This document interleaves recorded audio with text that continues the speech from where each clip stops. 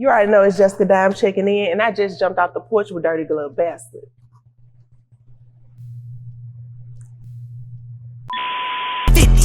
Birkin bag, not no runner, man. Dior be my runner, man. Cookies, so we burn them. All right, so we got Jessica Dime off the porch with us today. Off the porch, how you doing? Thank you guys for having me. No, I'm doing great. I appreciate you coming. How are you feeling today? I'm feeling like I'm on the porch. I'm feeling good. I can't complain. I'm blessed. You know, blessed to be here. No doubt, yeah. Once again, appreciate you coming by today. Mm-hmm. All right, so let's take it back to Memphis. This is where I feel like I'm in. In South Memphis. I'm humble. So you're from the South Side? I'm from the South Side. Okay. South Memphis, Humber Street, which is now named after my late uncle, Ira Chapman. So that's a blessing. You know, I'm really like an OG where I'm from. Okay. So what was your childhood like growing up in South Memphis? Well, basically, growing up in South Memphis was more so like a thing I did with my dad's side of the family more so. Well, my mom's side of the family lived in South Memphis too, but there was more, we lived more like, it's called White Haven, Black Haven now. Black Haven. Yeah. Me and my mom lived in Black Haven.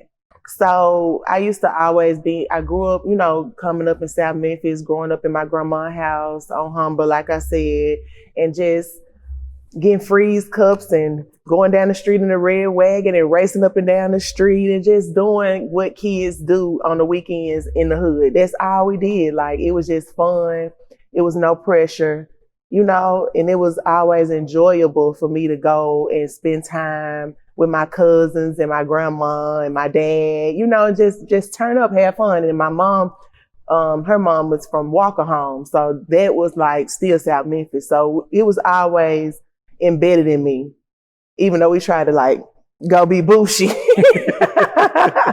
But I lived I can't complain. My mom was a good mom. My dad was good. He was, you know, kind of in and out until, you know, I was like in the 4th grade. But he's always been active, present. I ain't missed a beat. You know what I'm saying? Even when he was locked up or whatever. So I can't complain. I had a blessed, good childhood other than me getting in trouble for skipping and doing all the crazy shit that kids do.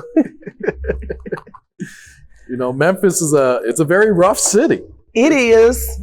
It is. Still to this day, it's kind of hard. It's like if you can make it in Memphis, you can make it anywhere in the world. You know, because Memphis is like, it's a lot of love in the city. I'm not gonna sit there and say it's all hate, but you know, we come from a rich environment where everybody just crawling and trying to get out and trying to do better and trying to be bigger. So it's kind of like you kind of hit people on the way. You know, like it should be more picking them up on the way instead of like stepping on people on your way up, I feel like. And that's what Memphis, I feel like, we got to do more of embracing each other and just trying to support each other and stop arguing and fighting and shooting and all of this stuff. Cause it's like, that ain't gonna get you no money at the end of the day. We all respect each other. Everybody from Memphis know we don't play no games. We don't play. We gonna do something. We gonna shake something. So what point are we trying to prove? You know, I wish it was more unity in the city. That's all. Yeah. What would you say is one of the biggest life lessons you learned while growing up there? Making easy money, pimping hoes in style. No, just kidding. No, I would honestly say, like, growing up in Memphis, being real, like being yourself, being authentic, and just being true to yourself is mostly what I learned growing up in Memphis. Just being you. Mm-hmm. And what would you say is one of the biggest obstacles you had to overcome to make it here today? Staying out of jail. Staying out of trouble. Staying out of jail. When it comes to anything, like, because Memphis is so small that whatever you do is gonna be an eye on you. It's gonna be, if you're driving a nice car, they're gonna know who you are. If you're doing anything, you gotta be low key, kind of like in Memphis. And I was always a stun. I wanna have a pink car. I wanna drive around the city. I wanna drop the top. I wanna do it all, you know.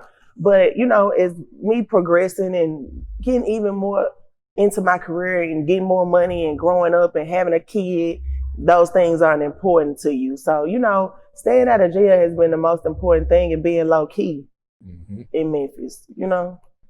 Staying at the way. That's what we call it, stay at the way, staying at the way.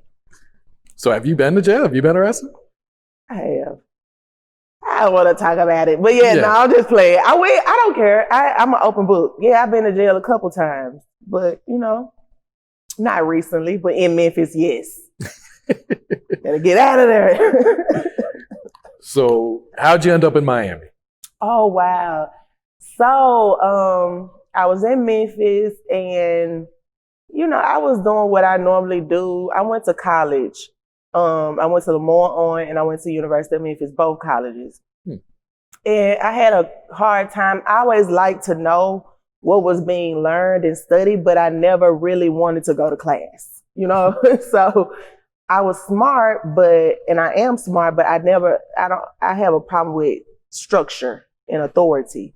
So one of my homegirls, she was already in Miami and she hit me up and she was like, you know, I wasn't dime yet. She was like, you know, Jessica, we in Miami and we getting money down here. It's like crazy. Like, you won't even believe you could come down here and make so much money. And I was like, make so much money doing what?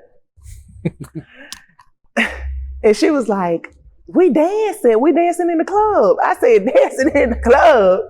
Girl, you know I'm not finna do no dancing in no club now. And she was like, listen, don't nobody know us down here. It's free for all. Nobody cares. It's money. Just come check it out. I'll fly you down. I said, wait a minute now, free flight? Free vacation. Free vacation, whether I dance or not, I'm going. So this is my friend Kim, and I love her. We still cool to this day. And she flew me down. Her and another one of my friends, Crystal, was already down there. And we went to this hood club. She was working at this hood club, Take One. And I went to the club and I was like, woo, girl, you know, she was like, I'm telling you, don't even judge it for what it is. I'm telling you, you're going to get some money, friend. She called me friend. You're going to get some money, friend. I said, friend, I don't know, friend. I said, what? They were like, what's your stripper? Are you going to dance? I said, I tried, you know, I'm going to see what I can do. And they were like, what's your name going to be? I was like, I don't know what my name going to be and all that. So she gave me the name, Dime. She said, her name going to be Dime Piece. I said, you had it in your mind, right? You had that figured out when I was on the plane. So I ended up going by the name Dime Piece, dancing at night, making a whole lot of money. And I really never turned back from there. I went home periodically, but pretty much the whole time I was in Miami dancing. And that was before King of Diamonds and everything. I started out in the hood, Take One. And I love Miami. It was such a good experience. Yeah. For me. How did that first club compare to the clubs in Memphis? Oh, I never would dance at the clubs in Memphis. You know, even though I like to go and hang out at them, I would never dance there because it's home. You know, I don't want nobody coming in, looking at me. Even though they used to come all the way to Miami just to see me. You know, especially when King of Diamonds opened. Oh my God, they was flooding from Memphis coming in asking for me. I'm like, I don't know these people. What are you talking about? But yeah, it's totally different. The clubs in Miami and the clubs in Memphis, totally different. But one thing about Memphis, we party. In the regular clubs, it's partying, it's dancing, it's jumping up and down. It is a vibe, period. It's a vibe in Miami too, though. A big vibe. So what was one of the wildest things you've seen in the club while dancing? Ooh, it's been so many things. Oh my God. Like, be more specific. I seen so much shit. Like. What sticks out to you?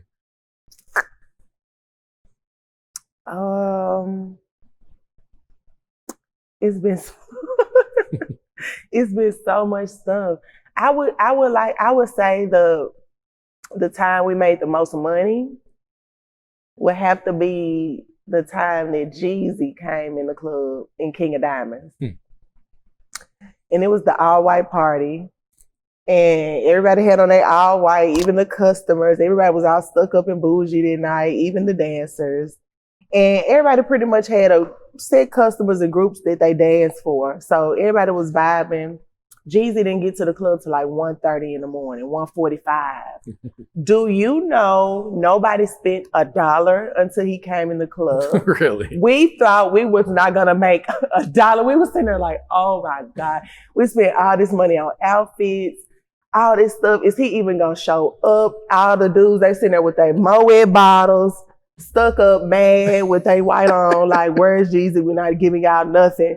We were like, what is going on? Then about 1:30, 1:45 hit, Jeezy walked in the door. All white everything started playing. It looked like snow coming from the ceiling. Do you hear me? It was money everywhere. And he didn't throw $1. Not to knock him. He didn't have to. Like, it was like they was saluting him when he came in. Like, they was like waiting with their ones on the side. Like, I'm not throwing them till Jeezy comes. I don't care. Naked bitches, we don't care. We don't care. Get naked, bitch. We not giving you shit till Jeezy get here. So we was like, shit. But once Jeezy got there, it was like, I never seen that much money in one building at one time. Even now, everybody talking they making it right. I ain't seen it. It ain't nothing to me. We were standing up on top of the chairs, not even dancing, looking across the room like, do you see this money, bitch? The girl, Crystal, who I came to Miami with, she was dancing across the club from me. She said, sister, look at this money. I said, I see it. Oh my God. So that has to be the night that stuck out to me because everybody in the club left there with thousands. All the girls left there with thousands. It was a memorable night. It was no drama, no mess. It was fun. I mean, Jeezy had the lady, she was a midget that worked at King of Diamonds. She was dancing for him the whole night because no girls were available. All the girls was dancing for the niggas with the coins. So we were busy. Jeezy understood. He was dancing the midget. He even looked up when he walked in like, what the fuck is going on? But that's it. That's the most memorable night. I bet you bitches can't talk about that. History. All right. So when did you start making music? Were you making music when you were younger or? Well, I'm the type of person I always been around music. One of my best friends, she was already rapping. I would go to the studio with her and I'd be like, no, start rapping as soon as the beat come in. Like, say this, say that.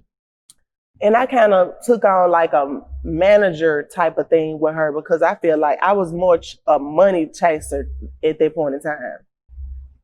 So, and this was before Miami and all that. Then I moved to Miami and I started dancing and I danced at King of Diamonds. And when I was dancing, this guy, he was a bouncer. He came up to me. He did music on the side. And his name was Valentino. He came up to me and he was like, Dime, have you ever thought about like being a rapper? And I said, a rapper? I mean, what do you mean? Like, cause I was doing videos and stuff like for different rappers like Trina, Rick Ross, Gucci, all them. And the only reason I started even doing videos is because they started saying they'll pay me to do the videos. Mm-hmm. So I was like, the only person I really did free video for was Trina because that was my friend. But other than that, I wanted money. So when I said, I used to always look down at video girls like, I don't do no video, but then they started saying money. So I was like, I can go before I come to work. You know, I'll be there, you know. So it made sense because it was money and I wasn't doing a lot of twerking and doing a lot of that in the video. I was more so modeling in the videos.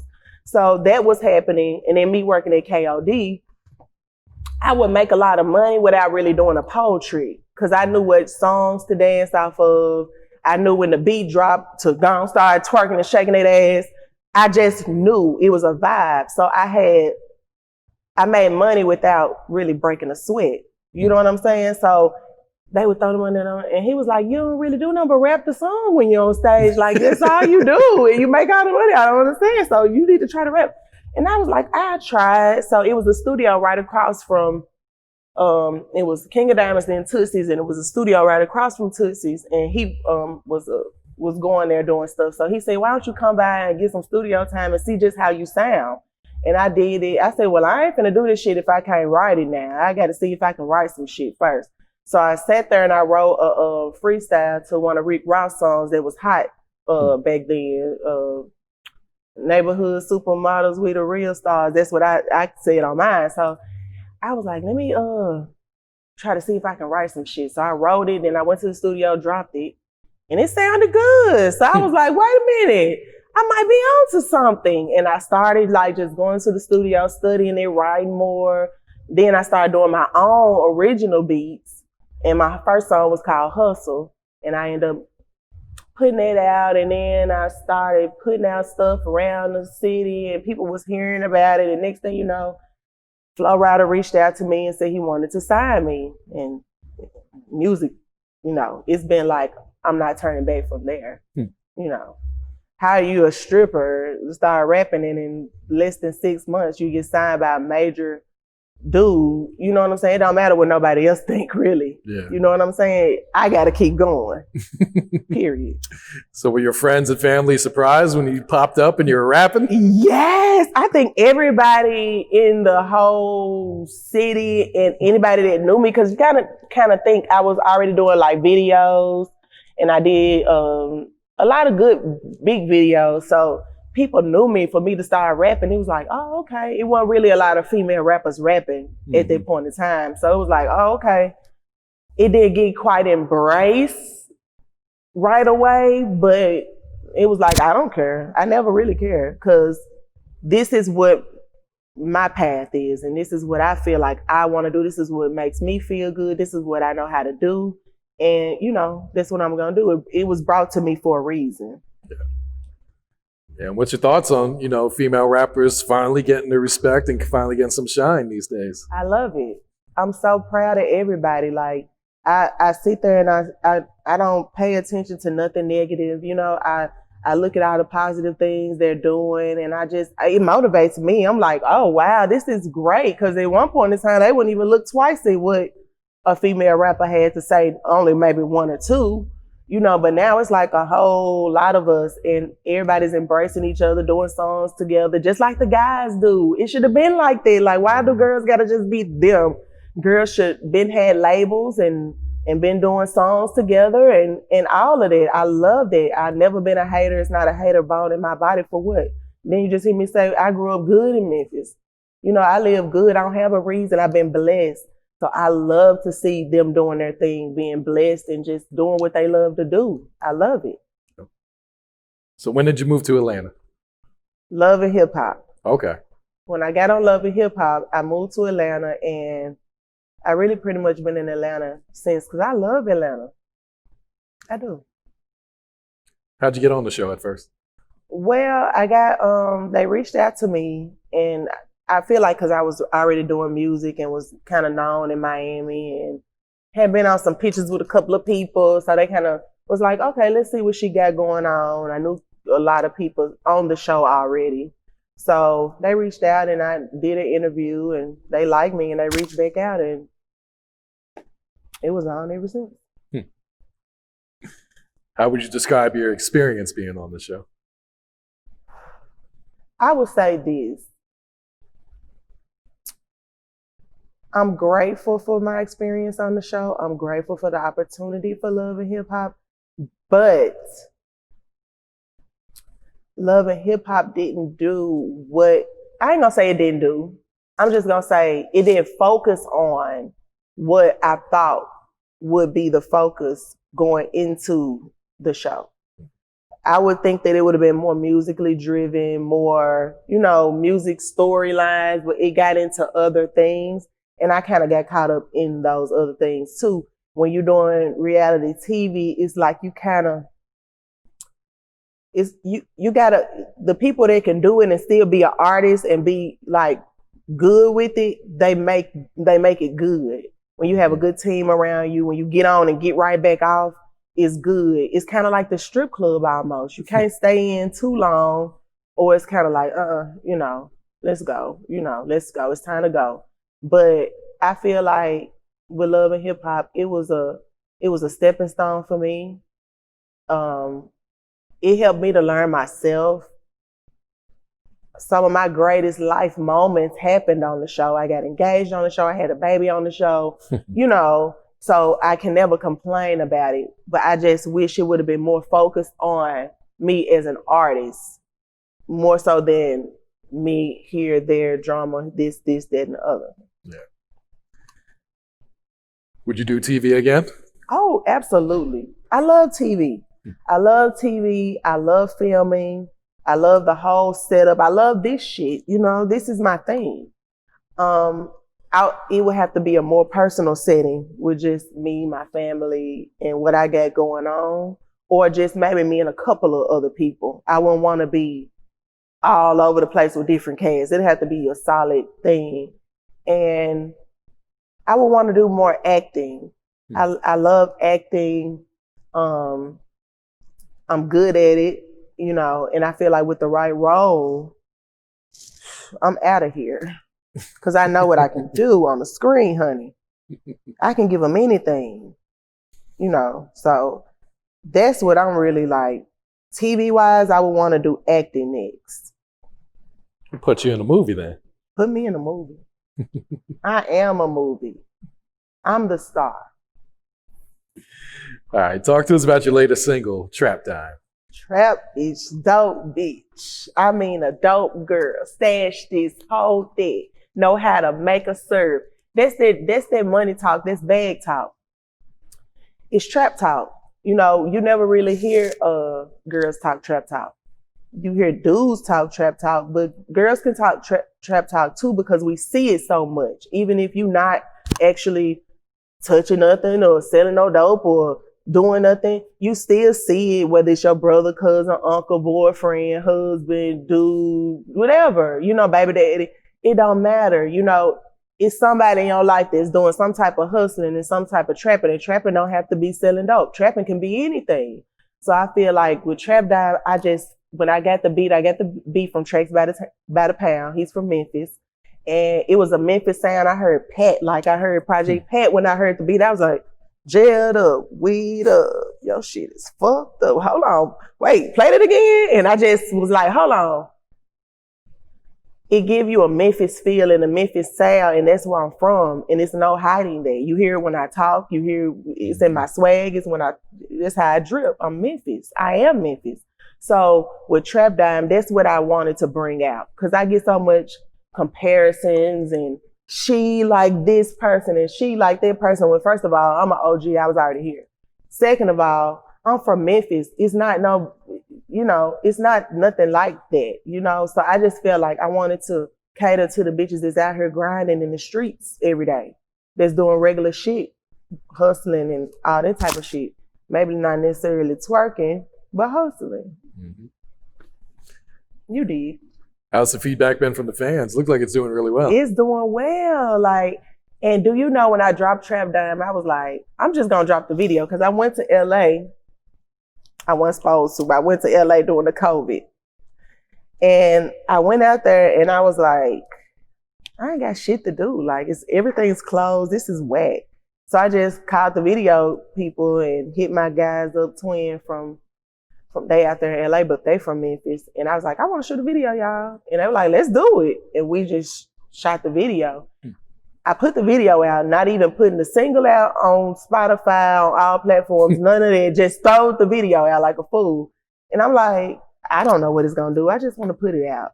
And it actually did good. So I had to drop the single after the video, but it's all a learning experience. It's all a part of being an artist. And I'm glad I got good feedback. I appreciate everybody, the fans, for taking it in. And a lot of people went over your head because, you know, you square or whatever.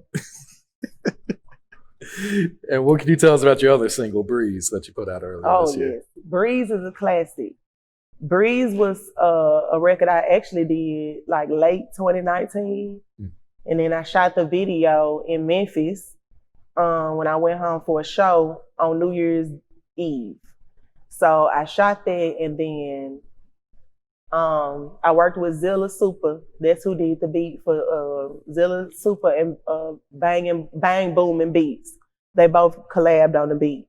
And I just heard it. I was like, that shit is dope. This is out of here. So come from the South, they label you savage. That's just how I felt when I heard the beat. Cause it's like, I'm from the South. I ain't from New York. I ain't from LA. I'm not from there. Not knocking it, but when you come from down in the dirty, it's like you almost got to like dig out the dirt up and get your way up. So that's what I feel like when I drop Breeze. I feel like they label you savage. They label me a savage when I got on Love and Hip Hop. They label me a savage when I got in King of Diamonds. You know what I'm saying? They get label me a savage when I stepped in Take One. Everywhere I go, they label me a savage. So I just felt like that. And with the video, I just let it do what it do. I just let the video do. Like, I told him I just wanted it to be me getting ready for the club. That's what it was. It was me getting ready to go to the show. Mm-hmm. It was all of that. And when I got there, he filmed it. And it was just, that's what it was. I came back later and did a few little ads in, but it was pretty much what it was. With Breeze, I got such a vibe with Breeze and such a quick reaction with Breeze that I was like, dang, because I almost didn't put it out because I said Kobe's name in Breeze. Oh, wow. And that was before he even passed away. So I was like, if I put it out, are they going to say I'm clout chasing? Or, I don't want it to be like I'm like clout chasing after his name or nothing like that. So I was like, you know what? Forget it. I'm going to put it out. He know. I didn't do nothing like that. I would never do anything like that. So I was like, let me just put out what I did, and it went. And it's still going. I'm almost at 1 million views. I'm so happy. I saw that. I'm so excited. I never had an original song to go 1 million views fast, so I'm celebrating. Absolutely. Mm-hmm. Yeah. Are you working on a new album or mixtape right now? Well, I'm working on a Snapback. That's my EP to my album. But I feel like I got a few more songs I want to put out before I do that. At first I was rushing to like put out my whole entire project, but I'm not rushing no more. I feel like I want to just slow down. I got a couple of big features on the way. So I want to get those out the way. And I just want to like vibe and wait till everything opens up outside and then like kind of roll the tape out. But I'm not in any pressure to put it out, but it's called the Snapback, and by the time I put it out, I'm gonna be in the Snapback, and I don't know, I might be to change the name of it. But that's really what I'm working on. I got a body of work, and it's crazy. It's crazy. But I'm trying to pick my next single now. Okay. All right, so what has being a mother taught you about life? That I didn't know shit. Everything is so different now. Being a mom, everything is all about her. All the decisions I make are about her. Me still keep going and still doing my music and still getting up every day is about her, because when you have a baby, your whole life changes, and that's basically what it's been. I've been wanting to be. I didn't want to just have a baby and then I got people I can, use to help me. But I always wanted to be hands-on with her, for her to know and have a relationship with me and a bond with me that's unbreakable. And I feel like it's going to start young. So I don't want to be away too much. I want to just make sure I'm here. She's talking good and stuff now. So she knows who her mother is. She knows who her dad is. So I feel like it's a perfect time for me to like keep it, like get it moving. Because I'm teaching her hustle. I'm teaching her being a boss. I'm teaching her keeping it going no matter what. So I don't want to look at her and be like, oh, I stopped doing everything I was doing because you was born. No, I got to do both. So that's what it's taught me. Multitasking, being both, like being good at everything you do, putting everything because I can't go at the house without her eating and having her breakfast, lunch, and dinner, so that still got to be done, but I got to still go to the studio. So I just been hustling, just getting it done. And some type of way, God guides me and I get it done and I sleep good at night behind it. It's happy. Like, it's nothing like having a baby. It's so crazy. Just seeing a little human you running around, acting crazy. It's crazy. All right. So what's next for Jessica Dime? Like I said, I want to do some acting. Some more TV stuff. We've been working on some stuff. And I have a skincare line, F1 Cosmetics. So that'll be out before the end of the year, the end of 2020. F1 is the highest diamond on the chart. And I feel like clarity, cleansing, and just all around being like bright and shiny with your skin under the makeup. That's what I wanted to like bring forth with the skincare line. And my baby has some stuff she's working on, her own businesses, because I'm starting her early. I don't have time. Whatever you want, you're going to buy it with your money. So I got that I'm working on with her. And just like keeping the music going. I got a big secret, but I can't say it yet. But I'm working with, we got a big announcement coming up for me, music-wise, that I feel like is going to be great, So just be on the lookout for that. It's going to be huge. 50K, Birkin bag, trap bitch, not no runner, man. Dior be my runner, man. Cookie store, we burn 'em, man. Cello burning,